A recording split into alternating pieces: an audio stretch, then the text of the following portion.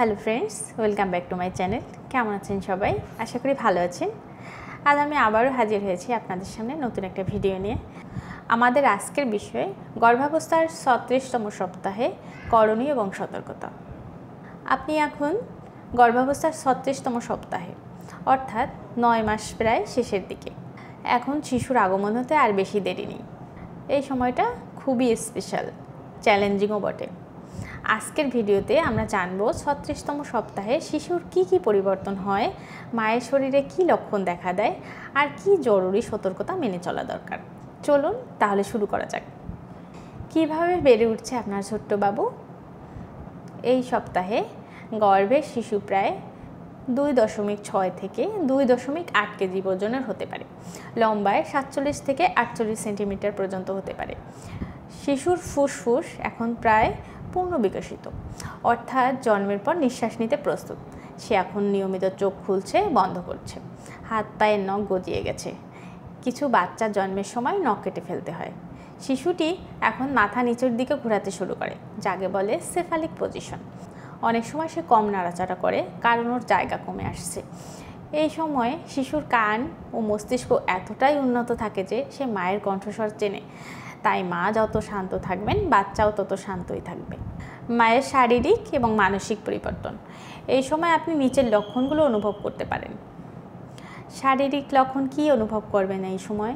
পেটে টান লাগা বা ভারী লাগা, কোমর ব্যথা বা পায়ে ফোলা, প্রস্রাবের চাপ বাড়া কারণ শিশুটি নিচের দিকে নামছে, অনিদ্রা বা রাতে আরাম করে ঘুম না হওয়া, পেট মাঝে মাঝে শক্ত হয়ে আসা, যাকে বলে ব্রাক্সটন হিক্স কনস্ট্রাকশন, অর্থাৎ মিথ্যা প্রসব বেদনা, ক্লান্তি বা ঘন ঘন নিঃশ্বাস ফেলা। মায়ের এই সময় কিছু মানসিক লক্ষণও পরিলক্ষিত হয়। চিন্তা, ডেলিভারি ঠিকমতো হবে তো, টেনশন থাকে, বাচ্চা সুস্থ তো, উত্তেজনাও থাকে, নতুন জীবনে কেউ আসছে। এই অনুভূতিগুলো একদম স্বাভাবিক। আপনি একা নন, হাজার হাজার মা এই সময়টাতে এই রকম চিন্তা করে থাকেন। এই সপ্তাহে কিছু জরুরি সতর্কতা অবশ্যই মেনে চলা উচিত। হাসপাতাল ব্যাগ প্রস্তুত করুন। বাচ্চা তো যে কোনো সময় আসতে পারে। নিয়মিত চেকআপে থাকুন। ডাক্তার যদি প্রতি সপ্তাহে দেখাতে বলে তাহলে মিস করবেন না। শিশুর নাড়াচাড়া কম মনে হলে দ্রুত চিকিৎসককে জানান। সতর্ক থাকুন। পানির পিচ্ছিলতা বা প্রস্রাব ঝরার মতো অনুভব হলে এটাকে জলভাঙ্গা বলে। পুষ্টিকর খাবার খাওয়া চালিয়ে যান। প্রচুর পানি, ফল, সবজি এবং প্রোটিন খান। পর্যাপ্ত বিশ্রাম নিন। বাম কাত হয়ে ঘুমানো সবচেয়ে ভালো। এই সময় আপনি কি এড়িয়ে চলবেন? ভারী কাজ বা ঝুঁকিপূর্ণ ভ্রমণ এড়িয়ে চলুন। কোনো ওষুধ নিজে থেকে খাবেন না। স্ট্রেস বা আতঙ্কে ভোগা, এতে বাচ্চার উপর প্রভাব পড়বে। সুতরাং এই মানসিক চাপ থেকে মুক্ত থাকুন। বেশি সময় দাঁড়িয়ে থাকা বা একভাবে বসে থাকবেন না। হাসপাতাল ব্যাগে কি রাখবেন? ডেলিভারির সময় লাগবে এমন কিছু জিনিসই ব্যাগে গুছিয়ে রাখুন। মায়ের জন্য পরিষ্কার জামা কাপড়, ব্যক্তিগত টয়লেট আইটেম, মোবাইল চার্জার, প্রয়োজনীয় কাগজপত্র ও ডাক্তার প্রেসক্রিপশন। শিশুর জন্য সাদা নরম জামা, টুপি, মোজা, নেপি, ডায়াপার, শিশুর মোটা কাপড়, নরম তোয়ালে এবং গামছা।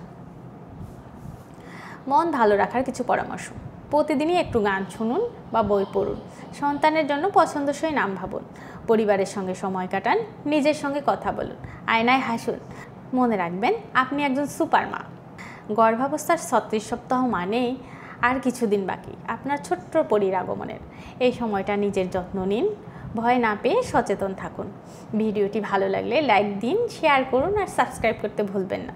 সুস্থ থাকুন, সুন্দরভাবে সন্তানের জন্য প্রস্তুত হন। বাংলা হেলথ অ্যান্ড টিপস পাশে আছে আপনার মাতৃত্ব যাত্রায়। ধন্যবাদ। দেখা হবে নতুন কোনো ভিডিওতে। ভালো থাকবেন, সুস্থ থাকবেন।